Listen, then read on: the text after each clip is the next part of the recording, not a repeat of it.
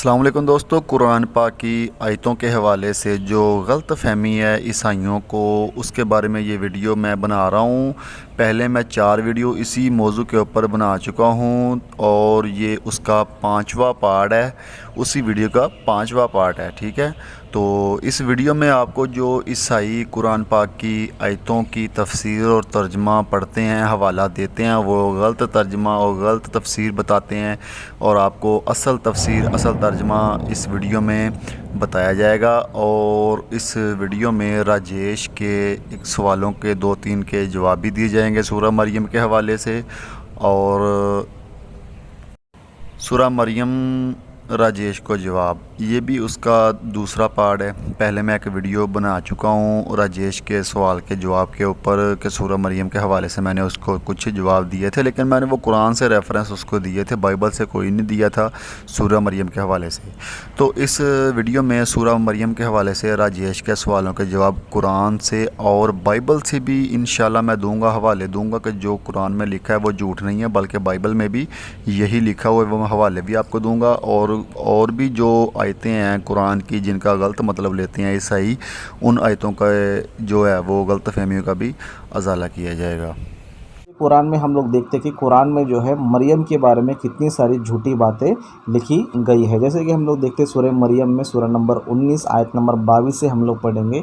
यहाँ से जो है ना कितनी झूठी बातें मरियम के बारे में लिखा है करके हम लोग देखेंगे। जैसे यहाँ पर लिखा है, फिर वह गर्भवती हो गए तथा उस गर्भ को लेकर दूर स्थान चली गई। मतलब पहला आयत ही क्या पता है, टोटल जो है ना गलत है, क्योंकि बाइबल में हम देखते हैं कि मरियम जो है ना कहीं पर भी भाग नहीं गई, कहीं दूर स्थान में बिल्कुल भी चली नहीं गई। लेकिन अब तो 23 आयत में इस तरह लिखा है, फिर प्रसव पीड़ा उसे खजूर के तने तक लाई, कहने लगी क्या ही अच्छा होता मैं इससे पहले मर ही जाती और भूली बिसरी हो जाती। मतलब यहाँ पर हम लोग देखेंगे तो दूर स्थान चले जाने के बाद मरियम जो है एक खजूर के पेड़ के नीचे आई करके कुरान जो है ना बता रहा है। मतलब कुरान में हम लोग देखेंगे तो खजूर के तने के जो है खजूर के पेड़ के नीचे आई करके और वहाँ पर जो है ये बोलने लग गई कि मैं मर जाती तो अच्छा था या फिर भूली बिसरी हो जाती तो अच्छा था करके, इस तरह बोल रही करके कुरान जो है ना बता रहा है, जो कि बिल्कुल भी जो है ना झूठा है, बिल्कुल भी जो है ना यहाँ पर मिलावटी बातें हैं। क्योंकि बाइबल में हम देखते हैं तो मरियम जो है चरनी में जो है ना यीशु मसीह को जन्म दिया। मतलब यहाँ पर पशुशाला है, वहाँ पर जो है ना यीशु मसीह को जन्म दिया।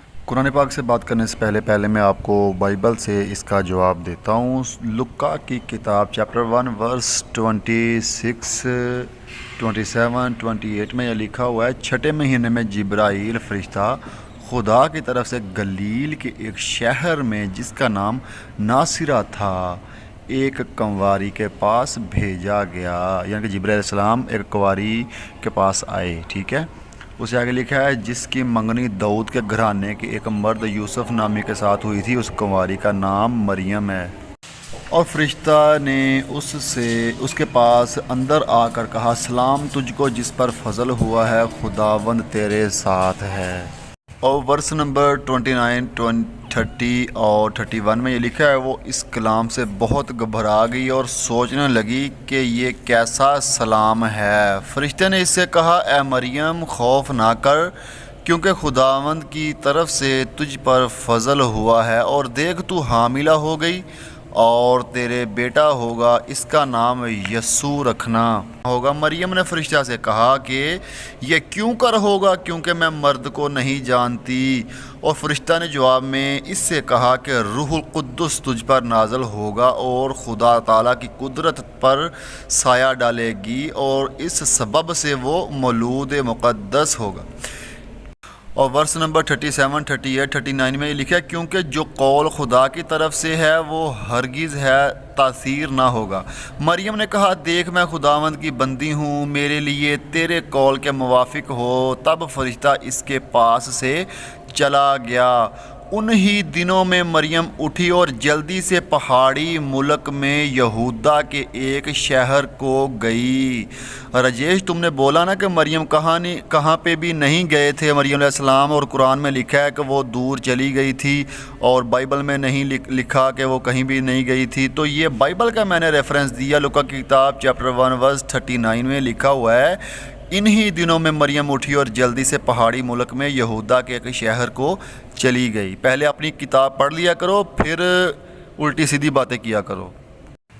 और सूरह मरियम में जो مریم علیہ السلام کی کمزوری کی بات کی گئی ہے، اس حوالے سے تم نے بات کی ہے، اس کا ذکر بھی بائبل میں موجود ہے، لوکا کی کتاب چیپٹر 1 ورس 48-49 میں، کیونکہ اس نے اپنی بندی کی پست حالی پر نظر کی اور دیکھ اب سے لے کر ہر زمانہ کے لوگ مجھ کو مبارک کہیں گے، یعنی کہ اپنی بندی کی پست حالی کمزور حالت میں اس کی اوپر نظر کی، کھلایا پلایا بھی، کھجور بھی کھلائی، ان کو حوصلہ بھی دیا، ٹھیک ہے نا، نظر کی اور ان کی پست حالی کے اوپر، یعنی کہ عیسیٰ علیہ السلام کی ولادت کے وقت واقعی ان کے اوپر پست حالی تھی، وہ بہت زیادہ پریشان تھی، جو قرآن گواہی دے رہا ہے، اس کی بائبل بھی گواہی دے رہی ہے۔ نے سورہ مریم کی آیت نمبر 22 کا حوالہ دیا ہے، پھر ہوا یہ کہ مریم کو اس کے بچے کا حمل ٹھہر گیا اور جب ولادت کا وقت قریب آیا تو وہ اس کو لے کر لوگوں سے الگ ایک دور مقام پر چلی گئی۔ یہاں پہ لوگوں سے الگ ہونے کی بات ہو رہی ہے، جب ایک کنواری لڑکی کو حمل ہو جائے نا تو وہ اپنی عزت بچانے کے لیے، لوگوں سے باتیں سننے کے بچنے کے لیے جو ہے وہ اپنے آپ کو علیحدہ کر لے۔ اس میں کیا ہونا ہے، لوگوں سے دور کیا، اپنے رشتہ داروں سے، اپنے جاننے پہچانے والوں سے، کہ لوگ مجھے بری نہ کہیں۔ عورتوں کا یہ فطری عمل ہے کہ جب وہ شادی شدہ ہوں، ان کو حمل ہو جائے تو اپنے آپ کو چھپانا شروع کر دیتی ہیں، لیکن اگر کسی کوئی کنواری لڑکی حاملہ ہو جائے، ٹھیک ہے، تو پھر اس کے لیے تو بہت آزمائش کی بات ہوتی ہے نا، اس لیے انہوں نے تھوڑی سی علیحدگی اختیار کی تھی کہ لوگ مجھے برا نہ کہیں۔ متی کی انجیل چیپٹر 1 ورس 18 میں یہ لکھا ہوا ہے، اب یسوع مسیح کی پیدائش اس طرح ہوئی کہ جب اس کی ماں مریم کی منگنی یوسف کے ساتھ ہو گئی تو ان کے اکٹھے ہونے سے پہلے وہ روح القدس کی قدرت سے حاملہ پائی گئی، یعنی کہ یوسف کے ساتھ مریم علیہ السلام کی منگنی ہوئی تھی، ٹھیک ہے، یہاں پہ صاف طور پہ لکھا ہے، آگے لکھا ہے آیت نمبر 20 میں، وہ ان باتوں کو سوچ ہی رہا تھا کہ خداوند کے فرشتے نے اس سے خواب دکھائی دے کر کہا، اے یوسف ابن داؤد، اپنی بیوی مریم کو اپنے ہاں لے آنے سے نہ ڈر، کیونکہ جو اس کے پیٹ میں ہے وہ روح القدس کی قدرت سے ہوا ہے، ٹھیک ہے۔ دوستو قرآن میں جو لکھا ہے وہ آپ نے راجیش سے بھی سن لیا، مجھ سے بھی سن لیا، ٹھیک ہے، لیکن یہ بائبل میں لکھا ہوا ہے، یہاں پہ لکھا ہے کہ منگنی ہوئی تھی، کیا ہوا تھا؟ منگنی ہوئی تھی یوسف سے مریم علیہ السلام کی، اور اگلی آیت میں کیا لکھا ہے کہ اپنی بیوی کو لے آنے سے نہ ڈرو۔ منگنی کے بعد بیوی بنتی ہے یا شادی کے بعد بیوی بنتی ہے؟ یہ بتاؤ مجھے، بات کون سی جھوٹی ہوئی، وہ والی یا یہ والی؟ منگنی کے بعد کوئی بیوی نہیں بنتی، بیوی بنتی ہے نکاح کے بعد، شادی کے بعد کوئی بیوی بنتی ہے، اس کی زوجیت میں آتی ہے، کوئی بھی یہ لڑکی ہو۔ تو دوسری بات یہ، بائبل میں اور بھی ریفرنس بہت زیادہ موجود ہیں، ٹھیک ہے، کہ یوسف جو ہیں وہ مریم کو لے گئے، ان کے ساتھ تھے، ان کے ساتھ رہتے تھے۔ آپ یہ بتاؤ کہ کون سا دنیا کا مذہب ہے، قانون ہے جو ایک منگنی کے بعد ہی لڑکی کو اس کے خاوند کے ساتھ رہنے کی اجازت دیتا ہے؟ میرے خیال میں تو ایسا کوئی مذہب نہیں ہوگا، ٹھیک ہے، جس میں ایک لڑکی اور لڑکے کو شادی سے پہلے ہی ایک ساتھ میں رہنے کی اجازت دی گئی ہو۔ لیکن بائبل میں یہ لکھا ہوا ہے کہ شادی سے پہلے اور منگنی کے بعد مریم علیہ السلام جو تھیں وہ یوسف کے ساتھ رہتی تھیں۔ تو یہ جھوٹی بات ہوئی، گندی بات ہوئی، یا وہ والی قرآن کی بات سچی ہے؟ یہ مجھے بتاؤ۔ اس لیے عیسیٰ علیہ السلام نے کہا تھا کہ بہت سی باتیں تم سے کہنا ہے لیکن تم برداشت نہیں کر سکتے، محمد آ کر تم کو بتائیں۔ میں نے اپواس رکھا ہے کہ جھوٹ بولنے کے لیے یہاں پر اللہ جو ہے نا سکھا رہا ہے، مطلب سب سے یہ بول رہا ہے کہ یدی کسی منش کو دیکھے تو کہہ دے واستو میں نے منت مان رکھی ہے اتنت کرپاشیل کے لیے، اتہ میں آج کسی منش سے بات نہیں کرے گی۔ مطلب مریم یہاں پر بات ہی کر رہی ہے، اور بات کرتے ہوئے کیا بول رہی ہے، میں کسی منش سے بات نہیں کروں گی، مطلب بات کرتے ہی کیا کر رہی ہے، بات نہیں کروں گی کر کے لکھا ہے۔ مطلب یہاں پر جھوٹ جو ہے نا اسی طرح ہوتا ہے، جھوٹی باتیں اسی طرح لکھی جاتی ہے، مطلب صاف صاف پتہ چلتا ہے قرآن میں جو ہے نا یہاں پر ملاوٹی باتیں مریم کے بارے میں ٹوٹل جو ہے نا جھوٹ۔ سورہ مریم کی آیت نمبر 26 کا حوالہ دیا ہے تم نے، وہاں پہ لکھا ہے، اللہ پاک فرما رہا ہے، تو کھا اور پی اور آنکھ ٹھنڈی رکھ، پھر اگر تو کسی آدمی کو دیکھو تو کہہ دینا کہ میں نے آج رحمان کا روزہ مانا ہے، تو آج ہرگز کسی آدمی سے بات نہ کروں گی۔ یہ تم نے بولا ہے کہ خدا خود کہہ رہا ہے کہ کسی آدمی سے کہنا کہ میں نے بات نہ کرنے کا روزہ رکھا ہوا ہے۔ اس کی سمجھ تجھے تب آتی اگر اس سے اگلی آیت بھی پڑھتے۔ 29 آیت میں لکھا ہے، مریم نے اپنے بچے کی طرف اشارہ کیا، سب کہنے لگے لو بھلا ہم گود کے بچے سے باتیں کیسے کریں گے۔ یہ ہے تمہارے سوال کا اس کا جواب، کہ یہاں پہ صاف طور پر لکھا ہے مریم علیہ السلام نے بات کر کے نہیں بتایا کہ میں کسی سے بات نہیں کروں گی، میں نے روزہ رکھا ہے۔ اشارہ کیا عیسیٰ علیہ السلام کی طرف کہ اس سے پوچھ لو، صرف اشارہ کیا ہے۔ تو یہاں پہ روزہ جو تھا نا وہ کھانے پینے والا نہیں تھا، کھجور کھا کر روزہ رکھ لیا، یہ روزہ نہیں تھا۔ کھجور تو ویسے بھوک کی وجہ سے ان کو کھلائی تھی، پانی پلایا تھا، باقی روزہ بات کرنے کا ہے کہ کسی انسان سے میں بات نہیں کروں گی، یہ میرا روزہ ہے آج کا۔ اور پھر روزہ انہوں نے رکھا، توڑا نہیں، اور اگلی آیت میں لکھا ہے 29 میں کہ اشارہ کیا عیسیٰ علیہ السلام کی طرف، بات کر کے نہیں بتایا کہ میں نے روزہ رکھا ہے۔ اور یہ بات کرنے کا روزہ ہے، روزہ ایک قسم کا نہیں ہوتا، ہر قسم کا روزہ ہوتا ہے، بہت قسموں کا روزہ ہوتا ہے۔ تم صرف کھانے پینے کی چیز کو ہی روزہ کہہ رہے ہو۔ سورہ ال عمران کی آیت نمبر 41 میں حضرت زکریا علیہ السلام کو بھی یہی نشانی بیان کی ہے۔ اللہ پاک فرما رہے ہیں، عرض کی اے میرے پروردگار یعنی کہ رب، میرے لیے کوئی نشانی کر دے۔ فرمایا تیری نشانی یہ ہے کہ 3 دن تو لوگوں سے بات نہ کرے مگر اشارہ سے، اور اپنے رب کی بہت یاد کر، اور کچھ دن رہے اور تڑکے اس کی پاکی بول، یعنی کہ صبح کے وقت اس کی پاکی بول، یعنی کہ کچھ دن 3 دن تک لوگوں سے بات نہ کرے۔ ٹھیک ہے، یہی نشانی تھی، یہی مریم علیہ السلام کو حکم تھا کہ تو کسی سے بات نہیں کرنی۔ تو یہاں پہ کون سی بد اخلاقی یا بد کلامی یا جھوٹ والی بات ہو گئی؟ اور اس خاموشی کا ذکر لوکا کی کتاب چیپٹر 1 ورس 19 اور 20 میں بھی آیا ہے بائبل میں۔ وہاں پہ لکھا ہے، فرشتہ نے جواب میں اس سے کہا، یعنی کہ زکریا علیہ السلام سے، میں جبریل ہوں، خدا کے حضور کھڑا رہتا ہوں، اور اس لیے بھیجا گیا ہوں کہ تجھ سے کلام کروں اور تجھے ان باتوں کی خوشخبری دوں۔ اور دیکھ، جس دن تک یہ باتیں واقع نہ ہو لیں تو چپکا رہے گا اور بول نہ سکے گا، اس لیے کہ تو نے میری باتوں کا جو اپنے وقت پر پوری ہوں گی یقین نہ کیا۔ یعنی کہ یہاں پہ جو قرآن میں زکریا علیہ السلام کے خاموش رہنے کی بات کی ہے نا 3 دن کے لیے، اور بائبل میں بھی اس کا ذکر ہے کہ وہ 3 دن تک خاموش رہیں گے، اور ایسا ہی ہوا۔ سورہ مائدہ کے آیت نمبر 6 کا یہ ریفرنس دیتے ہیں کہ وہاں پر لکھا ہوا ہے، اے ایمان والا، جب نماز کو کھڑے ہونا چاہو تو اپنا منہ دھو، کونیوں تک ہاتھ اور سروں کا مسح کرو، اور گھٹنوں تک پاؤں دھو، اور اگر تمہیں نہانے کی حاجت ہو تو خوب ستھرے ہو لو، اور اگر تم بیمار ہو یا سفر میں ہو، تم میں سے کوئی قضائے حاجت سے آیا یا تم میں عورتوں سے صحبت کی اور ان صورتوں میں پانی نہ پایا تو مٹی سے تیمم کرو۔ یعنی کہ اس آیت کے حوالہ دے کر وہ کہتے ہیں کہ قرآن میں بہت سی غلط بات کہی ہے کہ یہاں پہ تم نے عورتوں سے صحبت کی ہے تو آپ غسل کرو یا تیمم کرو۔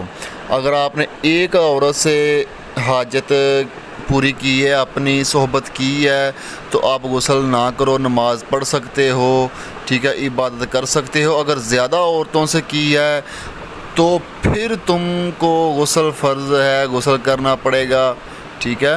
اور اس کے بعد یہ کہتے ہیں کہ اس آیت میں زیادہ عورتوں کے ساتھ ہم بستری کرنے کی بھی اجازت دی گئی ہے، یہ ان کی غلط فہمی ہے، ٹھیک ہے نا۔ یہاں پہ اللہ پاک ایمان والوں سے فرما رہے ہیں، آیت کے شروع میں ہی لکھا ہے اے ایمان والو، ٹھیک ہے۔ یہاں پہ تمام مسلمانوں کا ذکر ہو رہا ہے، تمام ایمان والوں کا ذکر ہو رہا ہے۔ تو کیا تمام ایمان والوں کی ایک بیوی ہے؟ تمام ایمان والوں کی الگ الگ بیویاں ہیں نا، تو پھر کتنی عورتیں بنی کہ عورت کا لفظ استعمال کرنا چاہیے تھا، یہی کہنا چاہیے تم سب اپنی اپنی عورتوں سے جب حاجت پوری کرو، ہم بستری کرو، تو غسل تمہارے اوپر فرض ہے، غسل کرو۔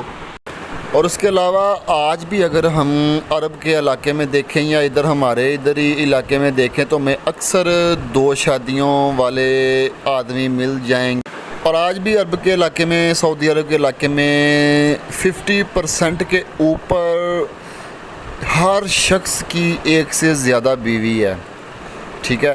تو اس لحاظ سے اللہ پاک نے عورتوں کا یعنی کہ جمع کا صیغہ استعمال کیا ہے کہ عورتوں کے ساتھ، اپنی عورتوں کے ساتھ نکاح میں جو تمہارے ہوں نا، ان عورتوں کے ساتھ جب تم صحبت کرو تو غسل کرو، ٹھیک ہے نا۔ یعنی کہ اگر ایک انسان کی 4 بیویاں ہیں، قرآن میں 4 کا حکم ہے، ٹھیک ہے، تو وہاں عورت کا ذکر آئے گا، عورتوں کا آئے گا نا۔ یعنی کہ اپنی عورتوں میں سے جس کے ساتھ تم نے ہم بستری کیا، تم اس کے بعد غسل کرو، ٹھیک ہے۔ اور اس کے علاوہ جب سارے ایمان والوں سے اللہ پاک مخاطبیاں فرما رہے ہیں تو پھر سب ایمان والوں کی جب بیویوں کے بارے میں بات کرے تو جمع کا صیغہ استعمال ہونا تھا، ٹھیک ہے۔ تو اس اعتبار سے اللہ پاک نے یہاں پہ جمع کا لفظ استعمال کیا ہے، عورتوں کے ساتھ، یعنی کہ اپنی اپنی عورتوں کے ساتھ۔ اس کی مثال میں آپ کو دیتا ہوں کہ جیسے آپ کو کوئی بولے کہ اپنے بچوں کے ساتھ اچھا سلوک کرو، کیا کرو؟ اپنے بچوں کے ساتھ اچھا سلوک کرو، ٹھیک ہے۔ تو یہ بات اس کو بھی سمجھ میں آئے گی کہ جس کا ایک بچہ ہے، اس کو بھی پراپر سمجھ میں آئے گی کہ یہ مجھے بھی حکم ہے، کیونکہ میرا ایک ہی بچہ ہے تو حکم یہ ہے کہ اپنے بچوں کے ساتھ اچھا سلوک کرو، تو میں اپنے ایک بچے کے ساتھ اچھا سلوک کرتا ہوں۔ اور جس کے 2 3 4 5 10 اس سے زیادہ بچے ہیں اس کے لیے بھی یہ بات پوری ہے کہ وہ بھی اپنے بچوں کے ساتھ اچھا سلوک کرے، کیونکہ اس کے زیادہ بچے ہیں، ٹھیک ہے نا۔ یہ میں نے آپ کو مثال دی ہے، سمجھداروں کے لیے اشارہ ہی کافی ہوتا ہے۔ اس اعتبار سے اللہ پاک نے بولا اپنی عورتوں کے ساتھ جب تم لوگ صحبت کر چکو، ہم بستری کر چکو تو غسل کرو۔ تو جس کی ایک بیوی ہے وہ بھی کرے، جس کی 2 ہیں 3 ہیں 4 ہیں وہ بھی کرے، ٹھیک ہے نا۔ یہ اجازت ہے، یہاں پہ یہ شریعت کا حکم قائم کیا اللہ پاک نے۔ اگر پانی نہ ملے تو تیمم کرو۔ اور اب میں آپ کو دوسری مثال دیتا ہوں کہ جیسے ایک حکم ہو کہ اپنے بچے کے ساتھ اچھا سلوک کرو، اپنے بچے کے ساتھ اچھا سلوک کرو۔ تو جس کے 10 بچے ہیں وہ کیا سوچے گا کہ یار میں کون سے بچے کے ساتھ اچھا سلوک کروں؟ بھائی میرے تو 10 بچے ہیں، یہاں پہ ایک بچے کے ساتھ اس نے سلوک کرنے کی بات آ رہی ہے، میرے تو 10 بچے، میں کس کے ساتھ کروں؟ اس لیے اس اعتبار سے اللہ پاک نے یہ جمع کا صیغہ استعمال کیا کہ عورتوں کے ساتھ، ٹھیک ہے نا۔ جہاں پہ جیسے میں نے آپ کو مثال دے کر سمجھایا کہ بچوں کے ساتھ یا بچے کے ساتھ، یہ کنفیوزنگ جو ہے نا یہ ان لوگوں کی بہت غلط ہے، یہ سمجھداروں کے لیے اشارہ کافی ہے۔ سورہ نساء کی آیت نمبر 171 کا یہ ریفرنس دیتے ہیں۔ یہاں پہ اللہ پاک شاہ فرماتے ہیں یہ نہ کہو کہ اللہ 3 میں سے ایک ہے، یعنی کہ ٹرینٹی مت کہو۔ تو اس آیت کے حوالے سے ایک عیسائی نے یہ سوال کیا ہے کہ ہم تو مانتے نہیں ہیں کہ 3 خدا ہیں، ہم تو ایک ہی خدا کو مانتے ہیں، اور وہ بھی یسوع مسیح کو، ٹھیک ہے۔ اور یہودی بھی ایک خدا کو مانتے ہیں۔ کون ہے جو 3 خداؤں کو مانتا ہے؟ تو میں اس ویڈیو کے لاسٹ میں ایک نمبر شو کروں گا جو میرے ایک دوست کرسچن کا ابھی کچھ دن پہلے میرے پاس آیا تھا کچھ کام کے لیے، تو تھوڑی سی ہماری گفتگو ہوئی۔ اس نے بولا کہ ہم جو ہیں وہ 3 خداؤں میں مانتے ہیں، باپ، بیٹا اور روح القدس، ٹھیک ہے۔ تو اس اعتبار سے ہماری تھوڑی سی گفتگو بھی ہوئی۔ وہ گفتگو کافی لمبی تھی، آپ کے ساتھ نہیں شیئر ہو سکتی اب، لیکن میں آپ کو اس کا نمبر شو کروں گا۔ آپ خود اس سے پوچھ سکتے ہیں کہ وہ اس بات کے اوپر یقین رکھتا ہے یا نہیں رکھتا۔ پھر کچھ کرسچن کہتے ہیں کہ یہاں پہ ہم کو منع کیا گیا ہے کہ 3 خدا مت کہو، لیکن قرآن میں بہت سے خدا ہیں۔ اس کا یہ کیا ریفرنس دیتے ہیں؟ پہلا تو یہ دیتے ہیں کہ قرآن میں کبھی اللہ کو اللہ کہا گیا ہے، کبھی رب کہا گیا ہے، کبھی مالک کہا گیا ہے، کبھی رحمان، کبھی رحیم کہا گیا ہے، ٹھیک ہے نا۔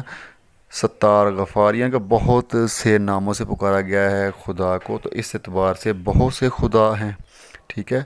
اور دوسرا وہ ریفرنس یہ دیتے ہیں کہ قرآن کی آیتوں میں اللہ پاک جو ارشاد فرماتے ہیں وہاں پہ لکھا ہوتا ہے ہم نے کہا، ہم نے کہا، ہم نے یہ کیا، ہم نے بنایا، یعنی کہ ایسے لفظ۔ تو ہم کا جو لفظ ہے وہ کتنے خدا ہیں؟ اگر ایک خدا ہے تو وہ اس کو یہ کہنا چاہیے تھا کہ میں نے یہ کیا، میں نے یہ کہا۔ ہم کا لفظ کیوں استعمال کرتے ہیں خدا؟ اور پہلی بات جو ہے وہ نام والی، ہر انسان کا ایک مین نیم ہوتا ہے، ٹھیک ہے نا۔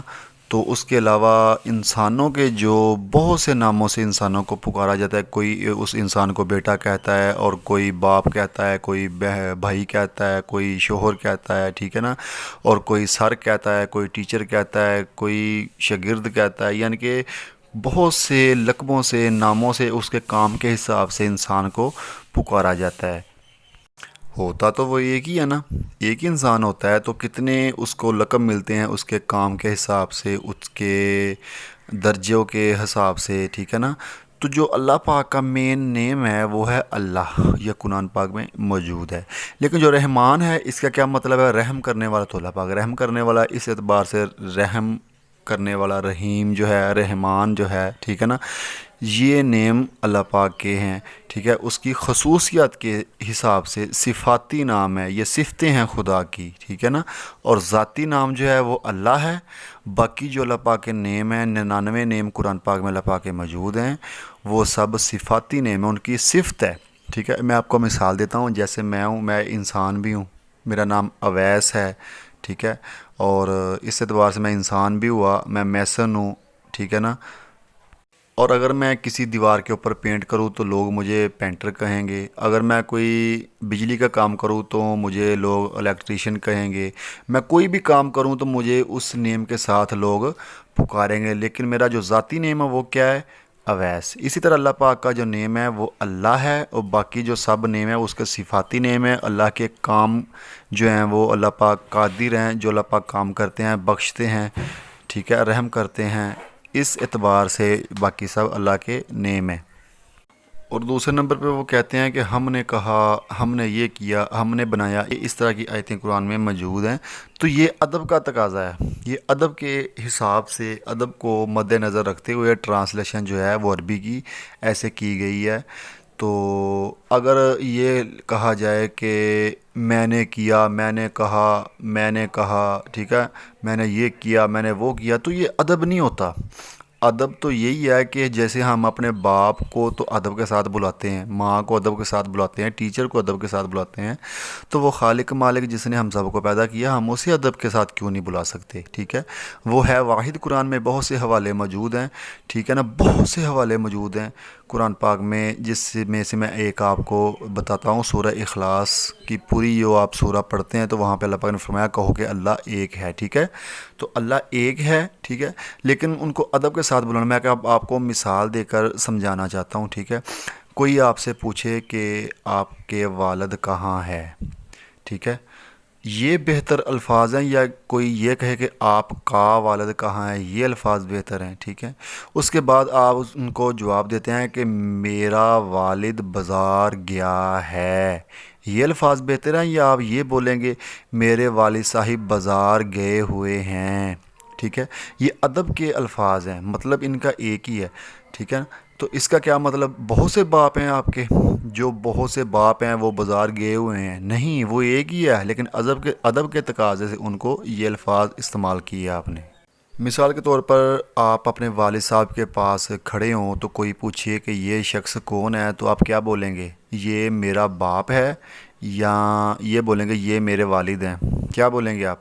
یہ میرا والد ہے یا یہ میرے والد ہیں؟